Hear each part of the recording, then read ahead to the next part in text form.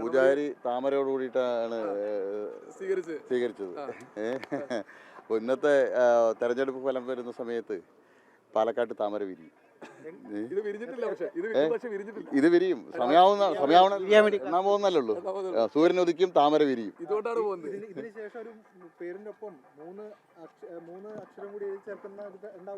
അതെ, പാലക്കാട്ടെ വോട്ടർമാരുടെ നിശ്ചയം അതാണ്. ഇത്തവണ NDAക്ക് പാലക്കാട് നിന്നും കേരള നിയമസഭയിൽ MLA ഉണ്ടാവണം എന്നുള്ളത്. അത് തീർച്ചയായിട്ടും ഇന്നുണ്ടാവും. അത് ഞങ്ങൾ വിജയിക്കുന്നുള്ളത് ഞങ്ങൾക്ക് 100% ഉറപ്പാണ്. ഞങ്ങൾ തികഞ്ഞ ആത്മവിശ്വാസത്തിൽ. കണ്ണാടിയും മാത്തൂരും പ്രായിരിയും 3 പഞ്ചായത്തുകളിലും കഴിഞ്ഞ തവണ ഞങ്ങൾക്ക് ലഭിച്ചതിനേക്കാളും വലിയ മുന്നേറ്റം ഞങ്ങൾ ഉണ്ടാക്കും. UDFനെ കഴിഞ്ഞ തവണ വിജയിക്കാൻ സഹായിച്ച ആ 3 പഞ്ചായത്തുകളിലും ഇത്തവണ UDF പുറകിൽ പോവും. ഞങ്ങൾ വലിയ മുന്നേറ്റം ആ 3 പഞ്ചായത്തുകളിലാണ്. നഗരസഭയിൽ യാതൊരു സംശയമില്ല. ഇന്നലെ LDFൻ്റെ കാൻഡിഡേറ്റ് തന്നെ ഞങ്ങൾക്ക് പ്രവചിച്ചിരിക്കുന്ന ഭൂരിപക്ഷം 4000ആണ്. ഞങ്ങൾ 8000-ലധികം വോട്ടിന് പാലക്കാട് നഗരസഭാ പരിധിയിൽ, 8000 മുതൽ 10000 വോട്ടിന് വരെ പാലക്കാട് നഗരസഭാ പരിധിയിൽ ഞങ്ങൾ ലീഡ് ചെയ്യും. അല്ല, ന്യൂനപക്ഷ വിഭാഗങ്ങൾക്ക് BJPയോട് അത്തരത്തിലുള്ള ഒരു എതിർപ്പൊന്നും പാലക്കാടില്ല. നിങ്ങൾ ന്യൂനപക്ഷ മേഖലയിലെ വോട്ടിംഗ് പരിശോധിച്ചാൽ അറിയാം.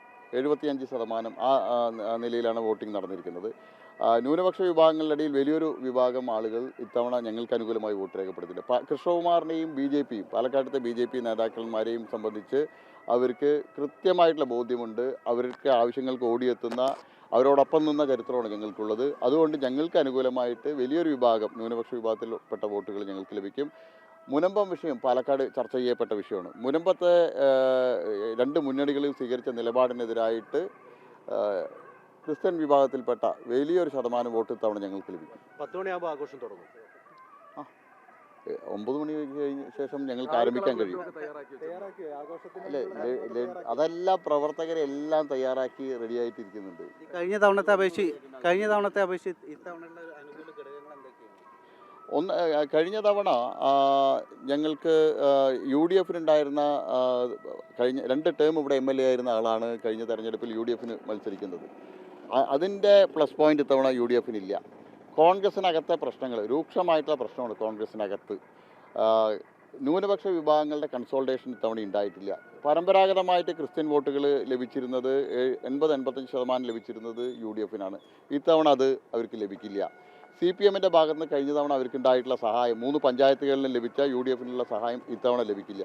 അങ്ങനെ നിരവധി മൈനസ് പോയിന്റുകളുണ്ട്. അതോടൊപ്പം തന്നെ പാതി വഴിയിൽ പാലക്കാട്ടുകാരെ ഉപേക്ഷിച്ചു പോയി, പാലക്കാട്ടുകാരെ വഞ്ചിച്ചു MLA എന്നുള്ള ചിന്ത വോട്ടർമാരുടെ ഇടയിലുണ്ട്.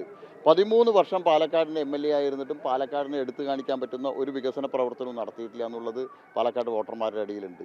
ഇതെല്ലാം അവർക്ക് മൈനസും.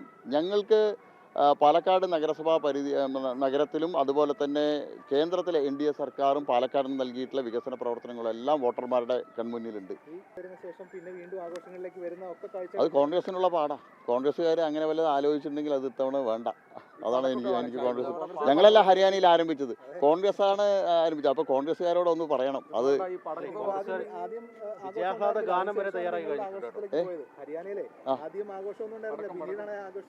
അല്ല, ഞങ്ങൾ അങ്ങനെയാണ്. ഞങ്ങൾക്ക് എല്ലാ കാര്യത്തിലും ക്ഷമയുണ്ട്. ഞങ്ങൾ അവസാന നിമിഷം വരെ തെരഞ്ഞെടുപ്പ് ഫലം ഔദ്യോഗികമായിട്ട് തെരഞ്ഞെടുപ്പ് കമ്മീഷൻ പ്രഖ്യാപിക്കുന്നത് വരെ ഞങ്ങൾ അതിന് വേണ്ടി കാത്തിരിക്കും. ഈ കോൺഗ്രസ് പടക്കം തയ്യാറാക്കി വെച്ചിട്ടുണ്ട്. തെരഞ്ഞെടുപ്പ് വിജയാഘോഷ ഗാനം പാട്ടൊക്കെ ഉണ്ടാക്കി വെച്ചിട്ടുണ്ട്. നല്ലതാ. ഇനിയും തെരഞ്ഞെടുപ്പുകൾ ഒരുപാട് വരുന്നുണ്ടല്ലോ. ഇപ്പോൾ മുനിസിപ്പൽ തെരഞ്ഞെടുപ്പും അടുത്ത അസംബ്ലി തെരഞ്ഞെടുപ്പും ഇല്ല, അത് വെയിലത്ത് വെച്ചാൽ പൊട്ടിക്കാൻ പറ്റും. ആ സമയത്ത് ഇന്ന് പൊട്ടിക്കേണ്ടി വരില്ല. ജില്ലാ ഓഫീസിലാണ് BJP. ഇല്ല, അത് ഇവർ ജില്ലാ ട്രഷറർ BJPയുടെ അദ്ദേഹമാണ് ഇലക്ഷൻ ഏജൻറ്റ്. അദ്ദേഹം കൗണ്ടിങ് സ്റ്റേഷൻ ഉണ്ടാവും. സാധാരണ ഞങ്ങൾ പോവാറില്ല. ഒരു നെഞ്ചെടുപ്പില്ല.